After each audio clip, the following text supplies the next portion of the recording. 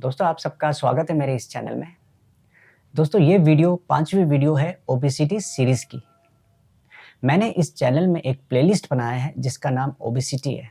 आप भी इस प्लेलिस्ट के अंदर जाकर मेरे अन्य वीडियो को भी देख सकते हैं। दोस्तों अगर हम अपने मोटापा या फिर अपने वज़न को कम करना चाहते हैं तो इसके लिए सबसे पहले हमें एक लक्ष्य या गोल निर्धारित करना होगा। जब हम लक्ष्य या गोल बनाते हैं तो उसके बाद हमें संकल्प लेना होता है, यानी हमें अपनी इच्छा शक्ति को मजबूत करना होता है और इसके बाद हमें डिसिप्लिन रहते हुए एक टाइम टेबल को फॉलो करना होता है।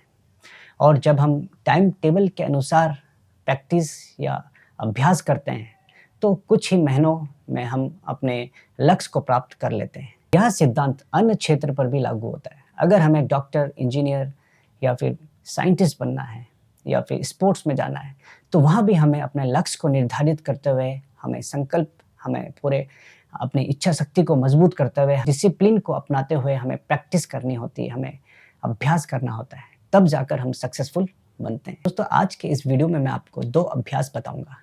सबसे पहले हम करेंगे भू नमन आसन। भू नमन आसन को करने के लिए सबसे पहले हम अपने पैरों को इस प्रकार से फैला देना है।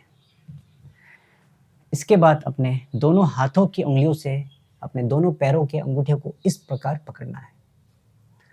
अब हम सांस छोड़ते हुए नीचे जाएंगे। सबसे पहले हम अपने सर को जमीन पर स्पर्श करेंगे।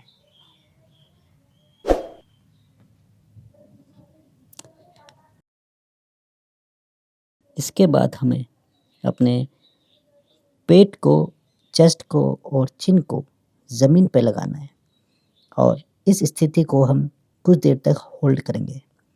इस स्थिति में आप अपने सांसों को या तो होल्ड कर सकते हैं या तो नॉर्मल इनहेल एक्सहेल करते हुए आप इस स्थिति में रह सकते हैं।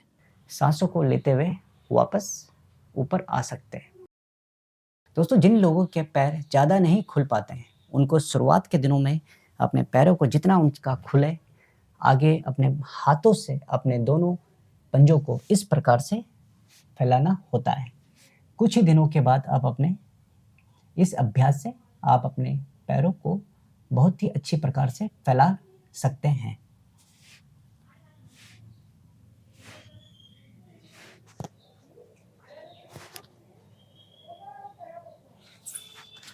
दोस्तों इस आसन को करने से हमारा जो कमर होता है वो काफ़ी फ्लेक्सिबल हो जाता है और हमारे थाई और हमारे पेट के क्षेत्र में जितने भी फैट सेल होते हैं उनकी मात्रा कम होने लगती है।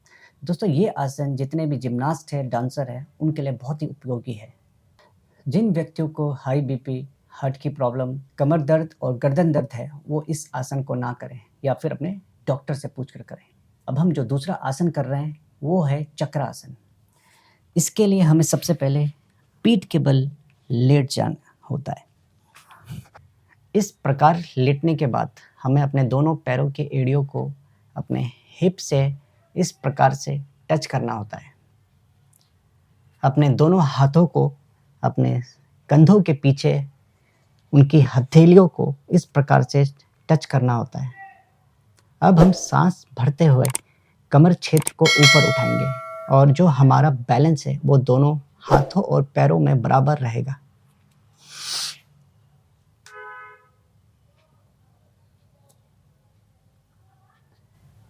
इस पोज के दौरान आप इनहेल और एक्सहेल को नॉर्मल गति से कर सकते हैं या फिर अपने सांसों को होल्ड करके रख सकते हैं। ये आपके स्टेमिना के ऊपर डिपेंड है।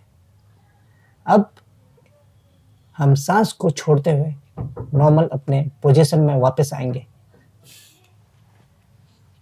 दोस्तों शुरुआत में अगर हम पूर्ण चक्रासन नहीं कर पाते तो हमें इस प्रकार से शुरुआत करनी चाहिए।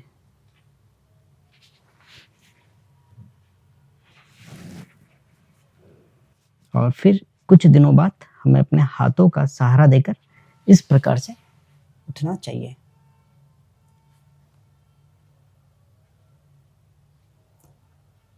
दोस्तों अगर आप एडवांस जाना चाहते हैं तो अपने हाथों को इस प्रकार से आगे ले जाते रहिए कुछ महीनों के प्रैक्टिस के बाद।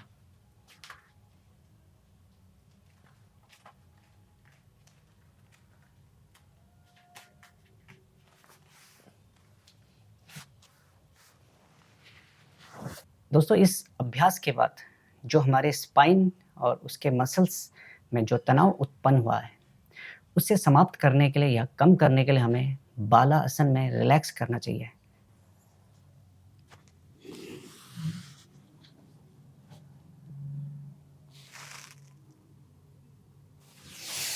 दोस्तों चक्रासन एक बहुत ही पावरफुल प्रैक्टिस है।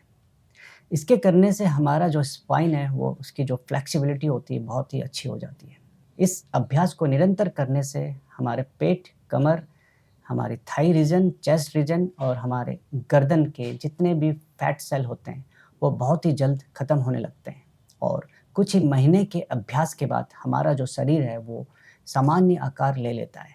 तो दोस्तों जिन व्यक्तियों को हाई बीपी, हार्ट की प्रॉब्लम, कमर दर्द या गर्दन दर्द है वो इस आसन को ना करें। दोस्तों उम्मीद करता हूँ आपको आज का वीडियो इन्फॉर्मेटिव लगा होगा। आप मेरे इस वीडियो को लाइक, इस चैनल को सब्सक्राइब करिए और मेरे ओबेसिटी वाली प्लेलिस्ट में जाकर आप मोटापे को कम करने से रिलेटेड सारी वीडियो देख सकते हैं। धन्यवाद।